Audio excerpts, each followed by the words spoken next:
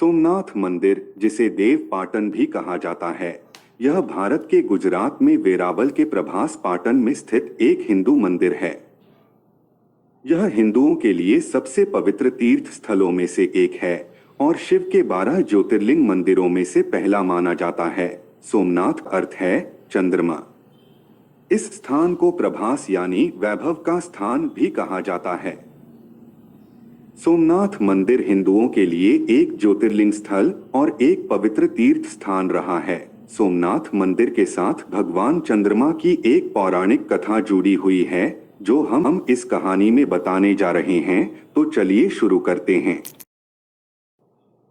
जब प्रजापति दक्ष ने अपनी सभी 27 पुत्रियों का विवाह चंद्रदेव के साथ कर दिया तो वे बहुत प्रसन्न हुए और दक्ष कन्याएं भी अपने स्वामी के रूप में चंद्रमा को प्राप्त कर प्रसन्न हो उठी। चंद्रदेव की उन 27 पत्नियों में एक थी रोहिणी, जो चंद्रदेव को सबसे ज्यादा प्रिय थी, जिसको वे विशेष आदर तथा प्रेम करते थे। उनका इतना प्रेम अन्य पत्नियों से नहीं था। चंद्रदेव की अपनी तरफ उदासीनता और उपेक्षा को देखकर रोहिणी के अलावा बाकी दक्ष पुत्रियां बहुत दुखी हुई। वे सभी अपने पिता दक्ष की शरण में गईं और उनसे अपने कष्टों का वर्णन किया।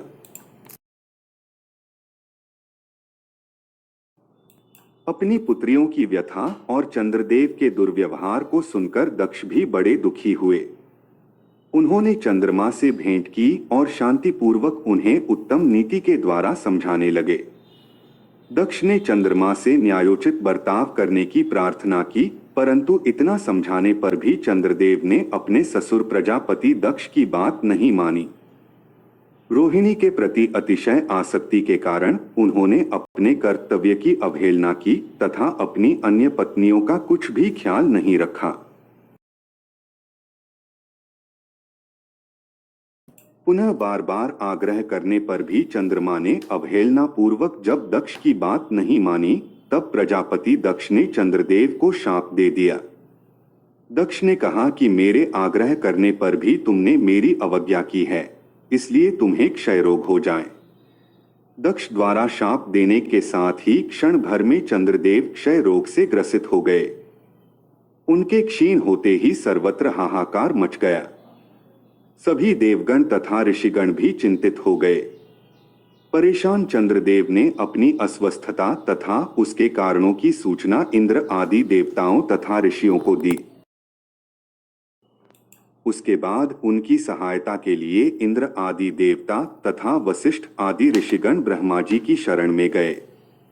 ब्रह्मा जी ने उनसे कहा कि जो घटना हो गई है उसे तो भुगतना ही है, क्योंकि दक्ष के निश्चय को पलटा नहीं जा सकता।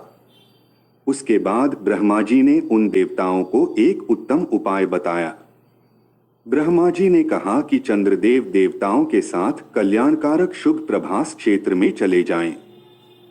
वहां पर विधि पूर्वक शुभ मृत्युंजय मंत्र का अनुष्ठान करते हुए श्रद्धापूर्वक भगवान शिव की आराधना करें। अपने सामने शिवलिंग की स्थापना करके प्रतिदिन कठिन तपस्या करें।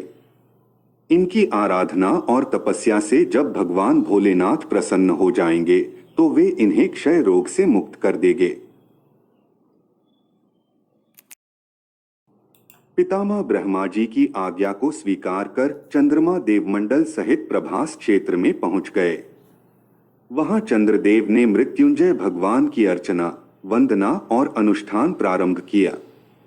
वे मृत्युंजय मंत्र का जप तथा भगवान शिव की उपासना में तल्लीन हो गए। ब्रह्मा की ही आज्ञा के अनुसार चंद्रमा ने निरंतर तपस्या की और वृषभ ध्वज का पूजन किया। 10 करोड़ मृत्युंजय मंत्र का जप तथा ध्यान करते हुए चंद्रमा स्थिर चित्त से वहां निरंतर खड़े रहे।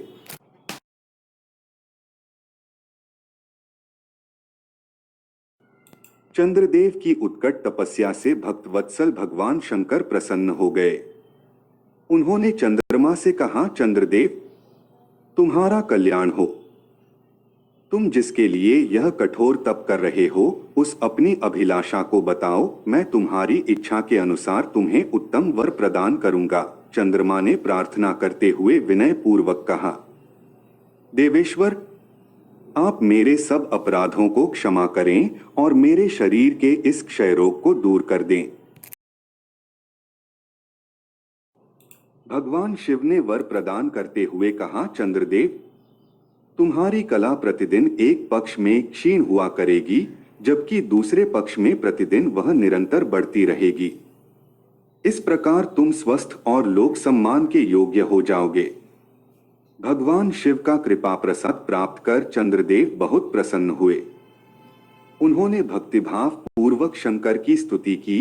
ऐसी स्थिति में निराकार शिव उनकी दृढ़ भक्ति को देखकर साकार लिंग रूप में प्रकट हुए और संसार में सोमनाथ ज्योतिर्लिंग के नाम से प्रसिद्ध हुए।